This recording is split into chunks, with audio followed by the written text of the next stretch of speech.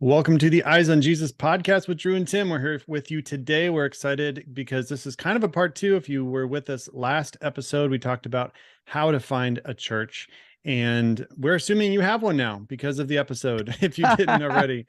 And so now we're going to talk about when to leave a church, not the church you just found because you want to stay there, Right. but when would you leave a church, dumb reasons to leave a church, and when you actually should. So before we get into that, Drew, how are you today? I'm doing great. I'm like a little tired. All right. But it's the end of the week. I'm ready to push into the weekend. Great message planned for this Sunday. We're going to be talking about who's the GOAT. The GOAT. Who's the GOAT? That's the question we're trying to answer. By the time this airs, I mean, I guess I should probably say a little Yeah, thing. you can go listen But to it's it going to now. be, yeah, exactly. It's geared towards serving. And we're going to talk about in Matthew where Jesus speaks to one day he will separate the sheep from the goats, and how what culture is telling us is we all want to be the goats. We always want to be the greatest at something, right? We want to be awesome. Right. And what Jesus is telling us is if you want to be great, be a servant. So we're going to talk about serving, and we're going to do that through the theme of the greatest of all time, which I know for basketball, you are a Jordan guy. I'm Jordan. Right? You're a Jordan. I'm a LeBron guy. Are you? Right. I am. And Man, it's, that's our first disagreement on this podcast. But I get the argument. I do. I understand it. And it's not like I'm insulting Michael Jordan. It's not, he's the second greatest player of all time. It's not like I'm saying he's terrible or he's fifth or something like that. But yeah, I'm a LeBron guy. I just, dude's on like what, year 21. He started playing when I was in high school. All right. I'm 30. No, is that right? When did he start playing? It feels like it. Oh, I don't even know. So that's my argument. I watched basketball. 88 to 93 was my premier years when I would get so into it, and collected all the basketball cards. I still have them in folders in a closet, which my wife does not like that I still have them. And I'm like, someday they'll be worth something, and probably not. Sure. So anyway, I don't really watch basketball now, but that was the premier years for Jordan. And so, yes, I geared more towards him. So, yeah. And it's really the only GOAT debate, because in football, it's Tom Brady until Patrick Mahomes goes to another stratosphere. Right. So it's, Wayne Gretzky. It's really, Wayne Gretzky, although I don't really follow NHL unless the Hurricanes are like in the playoffs. And then soccer, I don't really view as a sport. So I'm sure our listeners are really excited for me to say that. Pele, so, I think. I don't know. Sure. Messi. Somebody's great. Somebody like that. But how about you, Who's the GOAT in baseball? I don't know if that's as clear cut. It's not as clear cut. That's a good point. Because you can argue like old school pre-steroid era, but then you've got Barry Bonds. Right now, Ohtani is like, he's a unicorn. I've never seen anything like this guy. Like is smacking the ball like crazy, and then also pitching as well, and great defense when he plays. But he's how many World Series rings is a guy going to have? Is that as like measurable in baseball when you're talking about playing in 162 games in a season, and there's all these teams, and I don't know. And there's 9 players on the field. It's not as simple as basketball when there's only 5 people you got to pay attention to. Yeah. So anyways, that's what I'm up to. What are you doing? Well, by the time you hear this, we will have celebrated our 18-year anniversary with me and my wife. So we're getting out this next weekend to Melting Pot, which is one of our favorite places because that's where I proposed. And did a little dish with like the heart, strawberries in a heart with the ring in the middle type of thing. It's a fondue place. If you don't know what it is, it's awesome. So we're going to get away for that. And other than that, things are going great. Speaking of sports, I was going to recommend the George Foreman movie. Have you seen that? I have not. No. So it's on Netflix now, and it's pretty good. It goes over his whole career. The only problem with it is that it's a 2-hour movie, and it tries to tell like 10 hours worth of story if it was done more like a mini series. So everything's done like real quick, where normally like a Rocky movie has 2 fights in it. This probably has like 6 or 8 fights in it.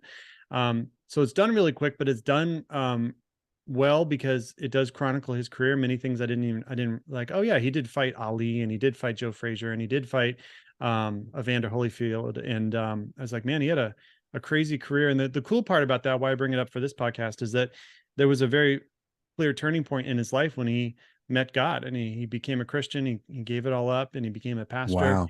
Went Wow. back into fighting after doing that for a while. Eventually had the George Foreman grill and all that. So anyway, it's a cool Yep. story. And as I was watching it, I pulled up on YouTube like the actual fights, like 2 minute, synopsis of the actual fights he was at, and it was really Mm-hmm. cool to see like, oh yeah, that did happen. That is part of history. And That's really cool. so anyway, highly recommend, I'll as have to we've check talked it out. about Christian movies on here before. So today's conversation is about, I just like the title, Dumb Reasons to Leave a Church and When You Actually I Should, love it. because man, as pastors, we see all the reasons, good and bad. Oh yeah. And so we want to talk about this because we're not trying to get you to leave a church by any means, but times will come when it is time to leave, or when you feel like you should. And so when should you stick it out? When should you actually leave? That's what we want to talk about. And maybe we start with just our, in our life when we've left, Yeah. in maybe good or bad reasons. I don't know. I don't know your reasons, but maybe you could just start us off with a little bit of your history of leaving churches and kind of what that looked like. Yeah. And you're right. We do have experience. There's a stat out there that says over your lifetime, you'll lose 7 meaningful relationships in your life, and a pastor will lose 7 a year. Wow. And it's emotionally difficult to be a pastor, but you hear all the reasons. You hear all the reasons why, good and bad, like you said. And for me personally, man, the reason I've left churches, and this is consistent, it's always been leadership doing something that stirs in me this feeling, not just like feeling like, oh, I'm in my flesh and telling myself I have a feeling. I'm talking about feeling like Holy Spirit conviction that this isn't right, that something's up. And biblically, when that happens, I go directly to that leader and have the conversation. Then I bring other people in if nothing's done about it. Then I bring leadership in. Then I bring my boss in. And unfortunately, it has ended with me exiting. Yeah. So nothing has changed in any of those environments and any of those situations. I will say this. I'll just give you a couple like quick it's kind of surface level when it comes to like the whole entire situation. But the first church I left, I really didn't want to leave. It was a great situation. I love the people I work with, and it was awesome. But I had a leader that very clearly was diminishing worship, and not just diminishing worship globally across all of our campuses, but starting to be really, really overly concerned about what worship looked like. So much to the point that this is a real meeting I had. We need to make a list of all the people on our worship team that are over the age of 40. And if they're over the age of 40, we need to really ask ourselves, like, are they good and should they be on stage? Wow. And at the same time we were doing that, and literally, I sat in a room, Tim, and made a list on a whiteboard with 4 other people of the people on Planning Center that were in worship that were over the age of 40. Here's what's fascinating about it. 3 of them were in my small group. Wow. And no one knew that. And they were like, yeah, we should probably have those conversations. And I'm like, if these 3 guys that I'm in a small group, you want me to kick them out and then go to small group with them? What? Awkward. So the Holy Spirit was like, this isn't right. At the same time we were making these lists, we were bringing in 18 to 24-year-olds with their hi-fi hipster dress, and they could play, and that was great. We were also paying them contractually. They weren't part of our church, and they had no want to be there if they weren't being paid. Yeah. Meanwhile, you have a 55-year-old who's actually like classically trained, really, really good, gives to the church, been there for 15 years. And we're like, you're old. You can't do this anymore. So we put conditions on people. And that was a big problem for me. Every other time it was, you know, uh, pastor in his marriage, pastor emotional breakdown, pastor in his marriage, pastor in his marriage. And the latest one was pastor leaves his wife, is no longer living with his wife, but they did not term it divorce. They're just living separately for like over a year, which in the state of North Carolina qualifies as divorce. Yeah. But they didn't term it divorce, and so he's just going to stay pastor. So at that point, I'm like, hey, I'm going to go to the pastor. Then I'm going to go to the pastor and the executive team. Then I'm going to go to the pastor, the executive team, and accountability board. And then I'm going to put in my notice. Yeah. Because nothing's changing. And, who would have thought that a couple months after I left, some stuff surfaced. He left the church, and a 5-campus church dropped all their campuses and went to one campus. So who would have thought, Imagine imagine that. So unfortunately, that's been my experience of why to leave a church, very glaring. But when sin is hidden by leadership and not exposed and not brought to light, which is biblical, that's usually a good sign to leave. And maybe that's a good thing for anybody in church leadership that's listening to this. If you're asking yourself, when do I need to get out? Well, I'll just say this. If you're currently living, and I'm not saying living in sin, I'm not saying like you sin today, because we all fall short of the glory of God. Yeah. I'm saying you have a repetitive sin and lifestyle in your life that you are hiding from people and hiding from the church. Yeah. You need to leave. You need to step down. And you can do it quietly. Like if you're cheating on your spouse, please hear me in all grace. The best thing for the church, the best thing you can do, the best thing for your ministry is to step down. Yeah. And you think you'll push through this, and you think that the church will survive, and it's going to be like the Bible talks about Israel. It'll be because of your sin that Israel falls. Yeah. And I'm just saying, step down. So for me, that's been my personal experience. Yeah. It's terrible. I was just going to say, what's done in darkness will be brought to light one way or another. You can either bring it to light in a way that is accountable and for change, or it can be done in a place that is destructive and hurts many people around you. So, yep. What about you? Tell me about when you've had to leave churches. Yeah, for me, I grew up in a small church with my family, and so the first church that we were actually at with me and my wife as a married couple was a church we were at for probably a couple years, and then it split, it broke. There was division. People were, gaining people on this side and then other people on this side, and then ended up just shutting down almost immediately. And then the other half that was still following the pastors got absorbed into this big church. And so we tried it for a week or two, and we're just like, this isn't it. This isn't the mission we signed up for. This isn't the vibe. This isn't really where we want to be. Plus it was even further of a drive for us from where we lived. So from that, we went back to my dad's church for a bit. And again, we were there for a while, and it was a very clear, hey, this isn't God's calling us to use our giftings. It was, when I say small, it's like a dozen people, most of them family friends, like that's it. Yeah. So a small group with a pastor. It's a small group. Yeah. And so, I wanted more. And then we went to the church we're at now, which, we've been there for over 10 years and in multiple roles now, capacities, pastor now. So anyway, I don't have really too crazy of a story, other than the fact that, I try to be planted when possible. I try to stay consistent.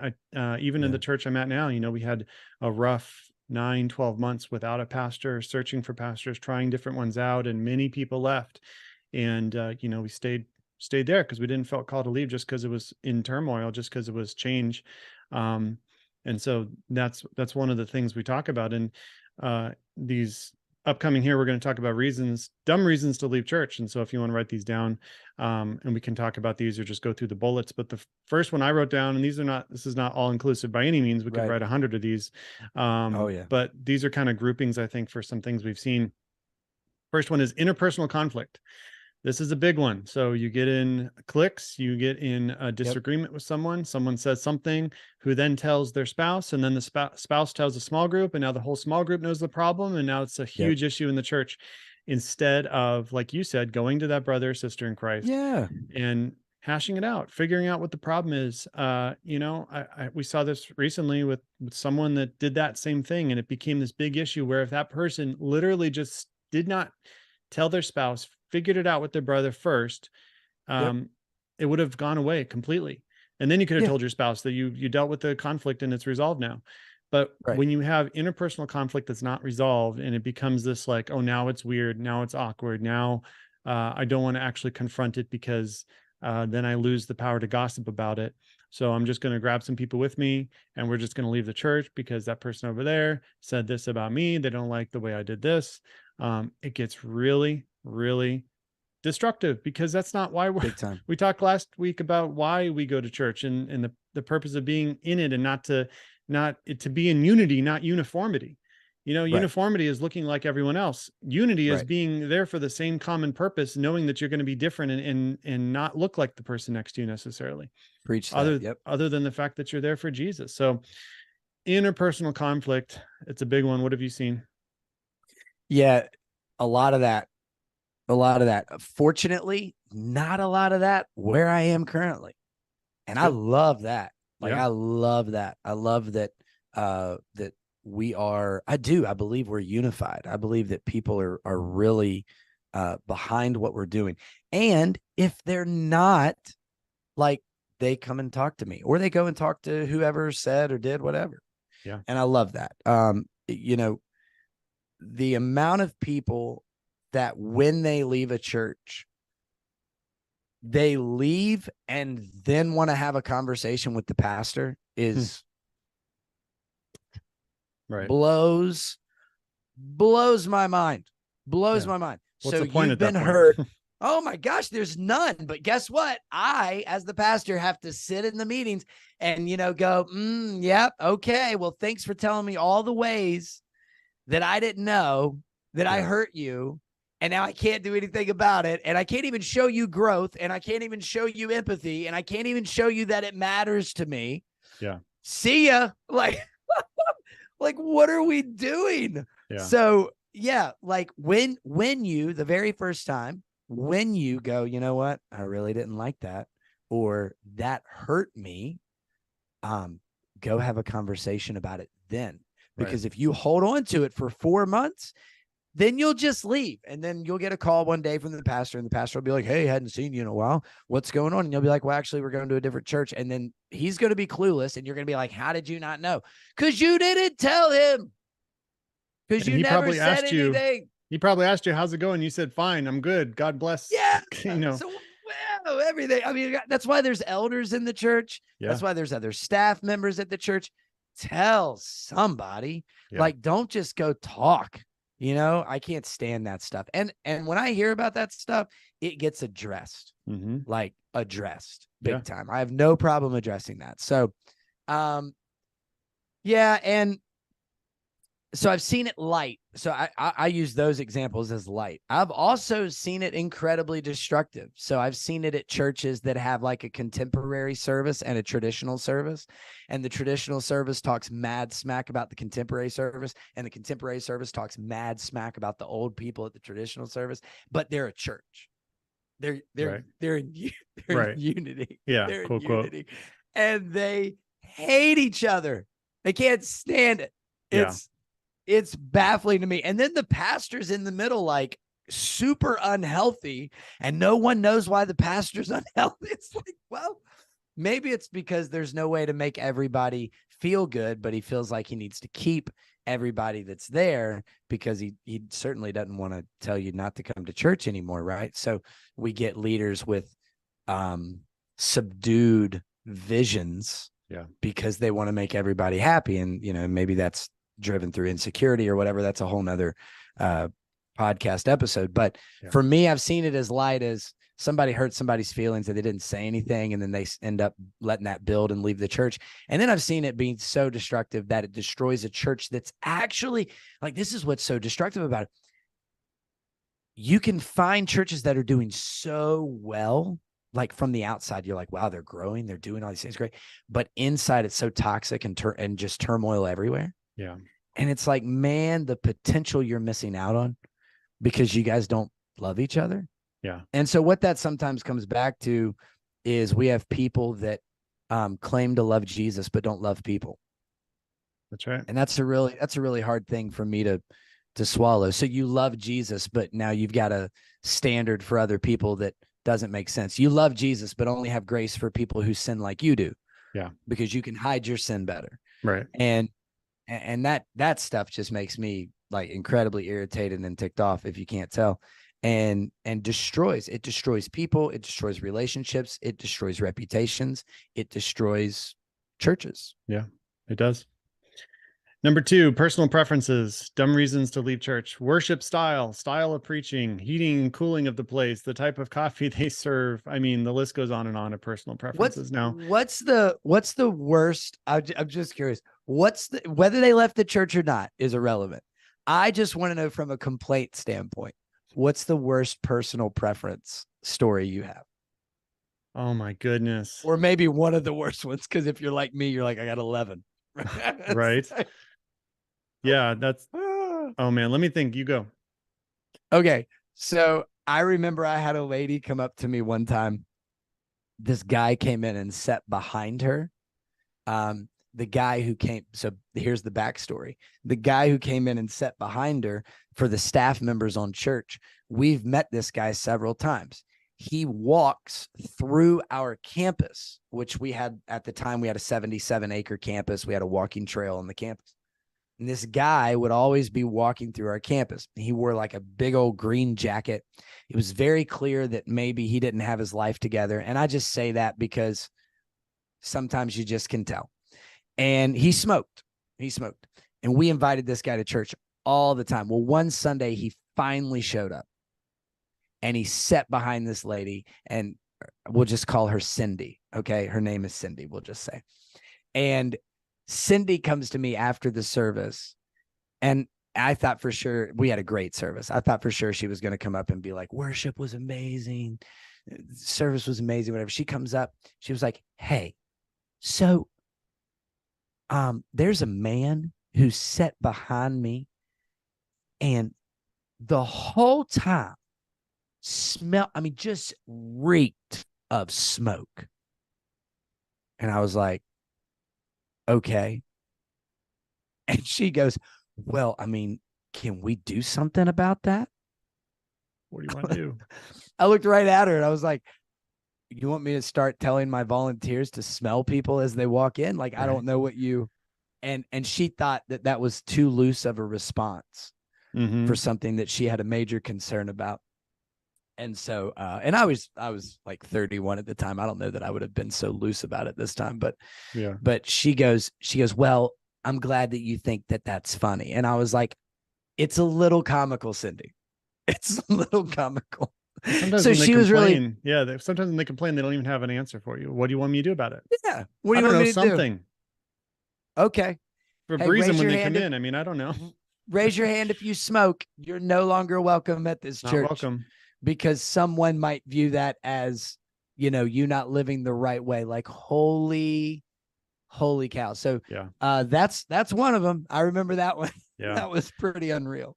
I thought of one is, man, they didn't leave the church over this, but they're like, so we have a 9 and 11 service. 11 is live stream, and we have a little more expressive worship in 11. And so more people are up front, you know, and sure. The complaint was that they're only up front because they want to be on live stream. And I'm like, okay, again, what do you want me to do about it? Because you want me to tell them, don't be expressive in your worship because let me judge your motivations for you and say that you're only up here because of, so what if their motivation is to be on live stream? If that's one person out of the 30 people that are up front, let them be up there. And who are you to judge motivations of anybody? Boom. And I'm pretty sure that Jesus used people that had the wrong motivation all the time. Yeah, all the time. Totally. Like, he got in people's boats that didn't want him in the boats. And he had people casting nets for fish, even though they had fished all night and they were the fishermen. And so their motives weren't like, sure, Jesus. It was just like, dude, I'm telling you, we've fished all night, caught nothing. And with the wrong motivation, still had a blessing. Yeah. So I don't know.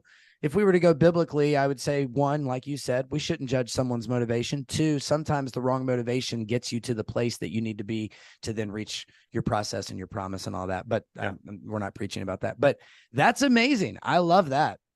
That's good. I love that someone feels that's, you know what they could do? They could get there early and go sit up front and take their seat. Yeah, exactly. That's a good fix. They're probably in the back with their arms crossed, watching everyone else worship and not entering. No, they wouldn't do just that. A hunch. I don't know. All right. Number 3 is dumb reason to leave church because the church asks for money. Here's a news flash. Churches rely on your generous giving because there's no other way to support the building that you are comfortable in, where you get your coffee and where you get your air conditioning and where they pay the staff and the pastors to be able to go do the mission and vision the church has for you. It's a thing called tithing. Yeah, it's almost like everywhere, I don't know about how things work in Arizona. Okay.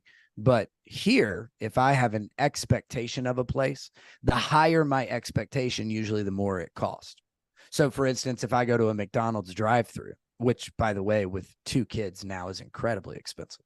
But if I was to go to a McDonald's drive-through and they were to get my order wrong, or it was slow, or it didn't taste that good or whatever, like, I don't know how upset I'm going to be. It's McDonald's, right? I mean, it's McDonald's, right? But if I'm going to walk in a place and demand the temperature, the environment, the lighting, the 1 hour of my time, that everything is going to be like top notch and like really, really good. Well, that doesn't sound like McDonald's. That sounds like I'm at a, like a Ruth's Chris, if we were to go chain restaurants, or I'm at a Melting Pot, or I'm somewhere like that. I wonder how much those places cost. Yeah. Right. Probably a little more than McDonald's. Right. So no, it's not transactional. No, we're not saying bring us your money based on the environment, but don't have expectations for an environment and then turn around and complain about the fact that we talk about money. Because whether you realize it or not, my family lives off of church because of what I do and what I believe God has called me into.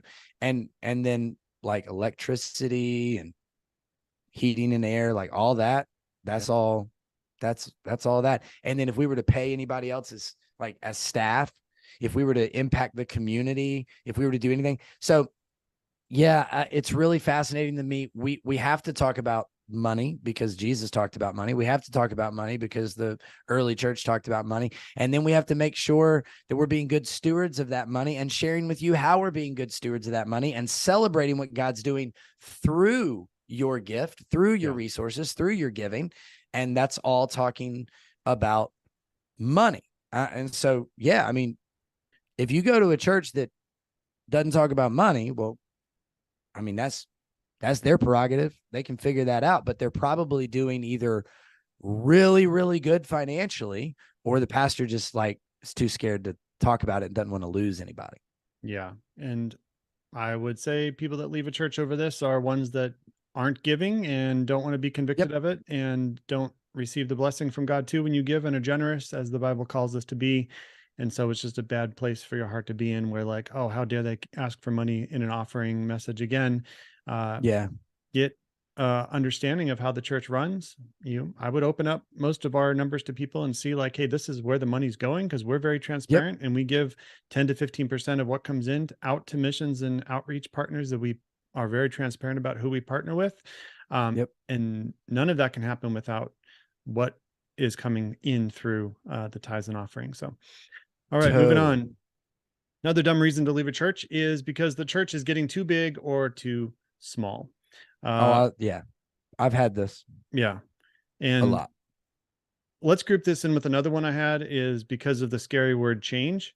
Because one thing I've learned, and I learned this in retail and I learned it in church, is that the only thing that stays the same is that things constantly change. That's the only constant in life, is that things constantly change. And so, the most ministry killing phrase you can hear is that we've always done it this way. Oh, yeah. You can't say that around me, Tim. Literally. Yeah. I'm dead serious. Yeah. If you say that around me, you're out. I Yeah. will hammer you into the ground. You can't say that. Not allowed. Not allowed here. Yeah, Yeah. we don't do that. It was literally the first elders meeting. I said, here's something that never can come out of our mouth. Yeah. You know, when a church gets too big in your mind, celebrate the growth, and also realize that let's say a church goes from 500 to 1,000, Yep. basically overnight. Do you know what they're going to need? They're going to need you to step up and do more. Totally. So it's a great opportunity for you to use your gifts and be plugged in instead of just looking from the side and like, oh, I loved it when I could just get my own seat and there was, 20 people in the sanctuary that holds 300 or whatever. So that's the one side of it for getting too big. Getting too small, go evangelize. It's not a bad thing, first of all, that I've known so many small churches that have just had a tremendous heart for each other and for the community. And they're just a different feel walking into a church of 50 to 80 sometimes than a church of 500, because everyone knows each other. They're here for you. They love you. And so it's almost like a good experience. So it's not necessarily a bad thing. The reasons why they're getting too big or small might come into play, but just numbers alone is what we're talking about. Just leaving a church based on this is different. This is change that I don't like. And I mean, no one likes change, but you have to embrace it, especially when you're in church, knowing that we can't always do what we did. I mean, thank God we don't sing the songs we sang in the 80s and 90s, and those are classics now. And someday we'll probably be a hymn level. We're like, oh, remember when we sang these? And Totally. So no, things have to change. It doesn't mean that we change the gospel message. It doesn't mean we change the Bible. It doesn't mean we change to look like culture. We're not saying that, but change has to happen based on, I mean, social media live stream was a good example where churches had to change in 2020. Or they died. Or they died. Exactly. Or they just almost straight every up church had to get a live stream or you died. And that is one of the things, oh, we've never done live stream and social media is the devil. Is like, okay, live with that approach as your church dies, because if you don't change, if you don't shift to the what's expected and how people interact with you, then yeah, you're going to get lost. Yep. Do you think the people that are upset at all the change and how like the church is growing will get to heaven and complain that there's too many people in heaven? Complain about the worship being too loud? Yeah, like we this only whole sing the same is, song, holy, holy, holy. Why do we keep doing this holy, holy, holy thing? Worthy is the Lamb. We get it. How many bridges are there? Yeah, I'm with you. Yeah. I've been standing on my feet. A pastor needs to tell us to be seated. Yeah, I don't know. I just wonder. And maybe you're listening to this. You're like, well, Drew, that's a really extreme. It's an extreme example. Yeah, maybe. I've heard so many times people say, that they don't want to be part of a big church. Well, let me ask you, what's a big church? Like a big church to me is 20,000. That's a big church. I've been in a 20,000 person church. I've been in a 38,000 person church. I've been in a 1,000 person church. And then I've started churches with 9 people, with 37 people, with 43 people. And as they grew, because all of them did, to hundreds, I always get somebody that says the church is getting too big. Yeah. What did you think we were doing here? Right. What did you think we were doing? The country club, bro.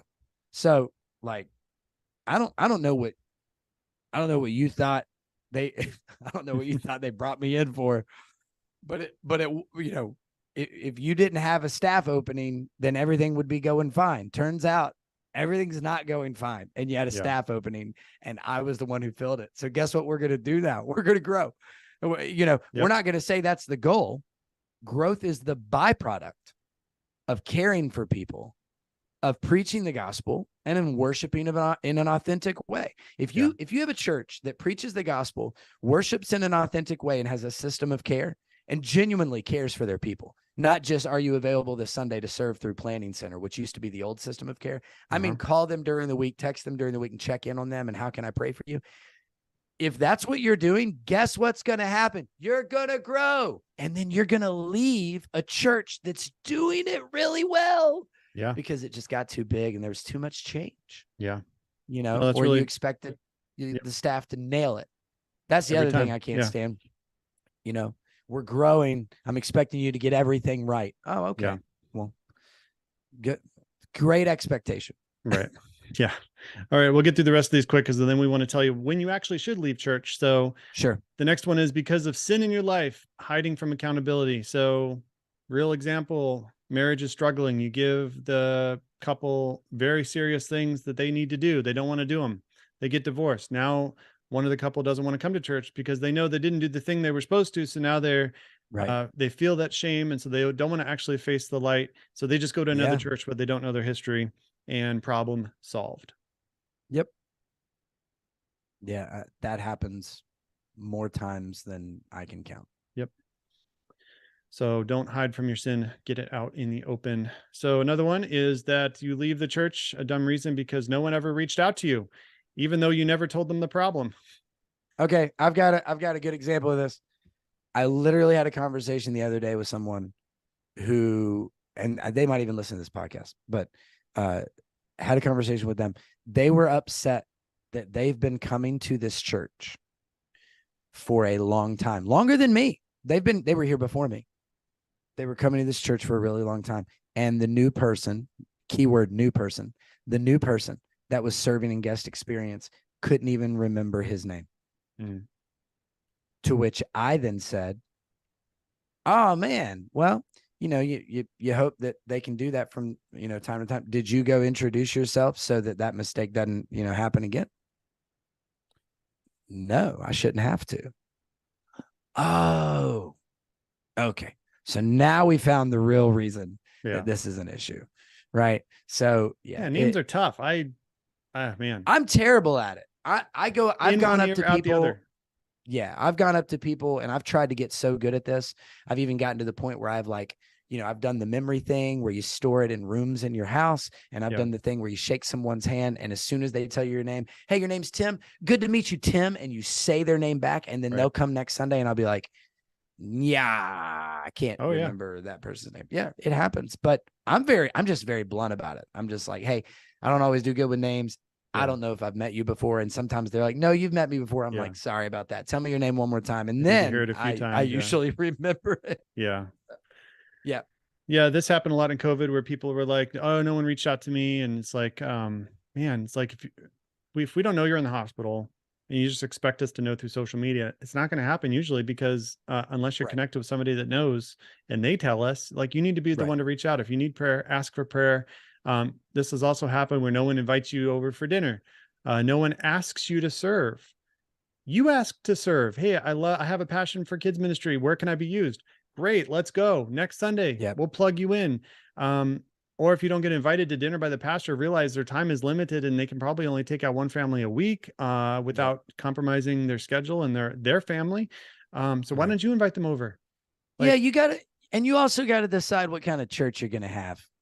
I mean, from a leadership standpoint, are you going to have the kind of church that holds everyone's hand? Because if you are, that's okay. I'm not saying you shouldn't. I'm just saying not every church is the same. Yeah. And maybe you're the kind of church that's like, we're going to hold everybody's hand and we're going to have big sign-up sheets and we're going to have big old this and big old that. And we're going to give you, like, if you serve, we're going to give you stuff. I don't know. Right. But I know for me, like, our vision is fearlessly embrace the mission, fearlessly. And then our word for the year is relentless. We're all about relentlessly pursuing people. Okay. Fearless and relentless. That doesn't sound like a whole lot of hand holding. Yeah. So we're not a handhold church. So if you're like straight up, if you're a person that's like, nobody ever like asked me personally to step in and serve. Like if you need that you're not going to make it. Like you're not. And that's okay because there's tons of churches around. What we are called to is a driven personality, a driven family that is ready to like not only get involved, but move the ministry forward. And those are the kinds of families that we're running after. So you got to decide like who you are and what you're going for. All right. So look, dude, that's a lot of reasons that are dumb. Okay. Of why to leave a church. Right.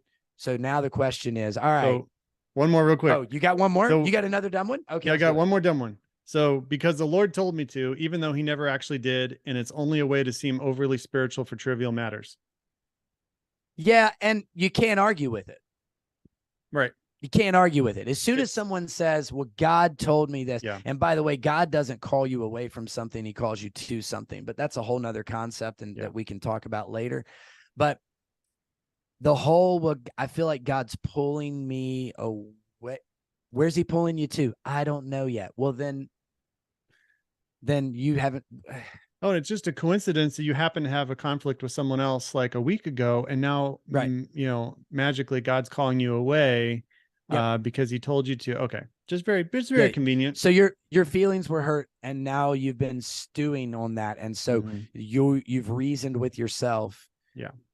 that God's calling you away. Does God in your head use your voice and sound like you? Right. So Oh boy. Okay. When you anyway, actually should leave a church. yeah, I'm curious. What are your thoughts on that? All right. Got 5 for you here. So first of all, is Okay. blatant heresy is taught against the primary tenets of the faith. Love it. And I think look at the Apostles' Creed, for primary tenets. I've said before, unity in the primary things, you know, freedom in secondary things, and in all Mm-hmm. things, love. Yep. And so this is if you've already been at a church, and all of a sudden they're shifting their doctrine, their thoughts. Right. And this is not just like end times or gifts of the Spirit or Right. things that you may not agree with that are secondary things. I'm talking about, no, Jesus is not enough. He wasn't Right. raised from the dead, right? Right. That, just primary things that are in the Apostles' Creed. If the church starts shifting away from those primary tenets of the faith, then yes, talk to somebody, Yeah. but probably need to get out. Yeah. Anytime you add or take away from grace, then Jesus died for nothing. Mm-hmm. So you can't add to Jesus and you can't take away from Jesus. Think about the logic of believing that there are hundreds of ways to get to heaven, and God sent his son to die a death just so there'd be one more way. Yeah. Doesn't make sense. Yeah. All right. A good reason to leave a church is church abuse, and Yes. that it's also covered up without repentance. Now, there's 2 layers of this. We could do a whole episode. I know you had a whole podcast on this, but I so literally had 12 episodes of a podcast on it. yes. So not just church abuse, because that will happen in lay leaders and volunteers. You'll see things that come up, right? But how does the church actually respond to it? Are they open Yes. and transparent? Do they take the appropriate actions? Do they repent of it and then put measures in place to keep it from happening again? Yep. Because ultimately, when you have especially larger churches, it's easy for sin to creep in. It's easy for leaders to have things that happen. That doesn't mean you throw away the entire church, unless they sweep it under the rug, unless they act like it never happened, and unless there's no measures in place to get rid of that person, put them down a road Oh of my gosh, correction. I know. I mean, that whole thing. So real quick on that. Yeah. There's nothing worse than someone in leadership standing on stage and spinning sin. There's nothing, I mean, it's just nothing worse. It makes me literally want to throw up and never stop, because you're going to stand on stage and someone's in sin and you've decided to spin it as that they're just burnt out. Yeah. You've decided to spin it so that we can honor them for their time here, and we're going to honor their family. We're not going to tell you he cheated on his wife, but we're going to honor him on the way out for the years of dedication. So now your tithe money is going to pay for this guy's severance. Like, dude, there is nothing more ugly, more unbiblical than someone not being transparent for the sake of the church. Remember earlier we talked about don't say we've always done it this way. Yeah. Never, ever get on stage or never be in a meeting and say we did this for the sake of the church. Oh my gosh. No, you didn't. You wanted to keep your salary, and you wanted to keep the people that are providing that salary intact. Again, I'll say, That's what the government does. It's exactly what they do. If you're jacked up, if you're messed up, yeah, you need to step down. It's the best thing you can do for your church, for your congregation, and it's biblical. Get help. Yeah. Get help. When to leave a church? This one's easy. If you move or if you go on a mission, field, or if you have a lay ministry and stuff and need to travel, then sure, need to probably leave the church at that point. Yep. Two more. And I that like are, the idea of yeah, moving to a church as well. right. You know, we move for jobs, we move to be closer to family, we move for a lot of reasons. How many people actually go, you know what, I feel called to that church, I'm going to move to be closer to my church? Just a thought. Like that. All right. So this is the opposite of what we said before. When you should leave a church, God actually told you to, but you leave in a way that honors the current church, and you don't take people with you to, quote, start a church or drag them to a different church. So, Oh my God. So God will tell you to leave a church sometimes, and it can be done with honor, where you actually sit down with the leadership, you know, like, God's calling us this direction. We love you. We're here for you. We support you. We're not talking bad about you, but this is why we're going to this church. And I've had this happen, and it can be done with grace and love, and be like, hey, you know, ultimately, if you're going to still be connected with a church somewhere and they're feeding you in different ways, then amen. More power to you. Amen. More power to you. But don't take people with you. Don't spread I'm lies on your also way bringing out. my entire Sunday school class. Yeah, just, you know, side note. We've been talking about it for months. Oh my gosh.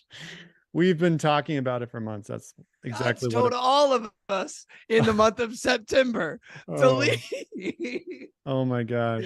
Oh, no biblical precedent. God's just told us all at the same time that we're supposed to leave. And now I'm supposed to be the pastor. But God, I promise God told us to do it. Oh my goodness. Man. All right. One more here. Oh, it's terrible. Yeah. You know what's funny is when God tells you to do something and God tells someone else the complete opposite, you know? Oh yeah. And they actually conflict with each other. That's an interesting topic. But all right. A final reason to actually leave a church is your walk in Christ matures and you need deeper food. But this is also not an immediate reason to leave. You know, we talked on the episode of Just Share the Gospel of why sometimes you can be in a church that shares the gospel message every Sunday if there's deeper food to be had. But if you're at a church and it's the expense of your walk and you are maturing in your faith, then maybe it's time to leave, and not drastically and sharing with everyone like, there's no meat here. It's all milk and I'm just gone and blah, blah, blah. But actually, again, with the direction of God and with respect for the current leadership, you leave in a way that honors them. So. Yeah, I couldn't agree with you more. I think we constantly need to be assessing what Jesus is trying to speak to us, how the Holy Spirit's moving in our lives, and not just what church we need to be a part of, but like, what do I need to be fed and what do I need to be hearing in this season? Like you said, Tim, that doesn't mean that this is a reason to leave the church, because let's not forget that you also have the responsibility to feed yourself. Yeah. Absolutely. You also have the responsibility to get into scripture, to figure out, to be in prayer. And so you can't just be like, well, the pastor's really surface level. I need something deeper. I can recommend tons of podcasts. Mm-hmm.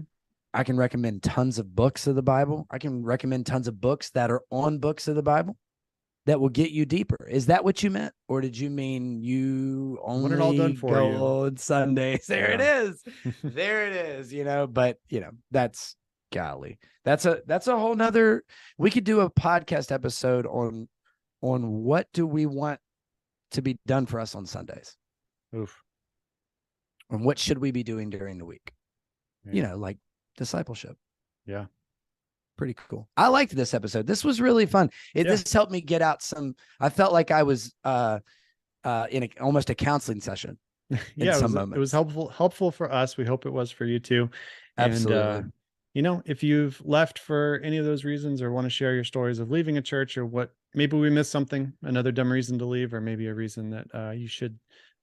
Prove us right, prove us wrong. I'd love to hear. Tell us.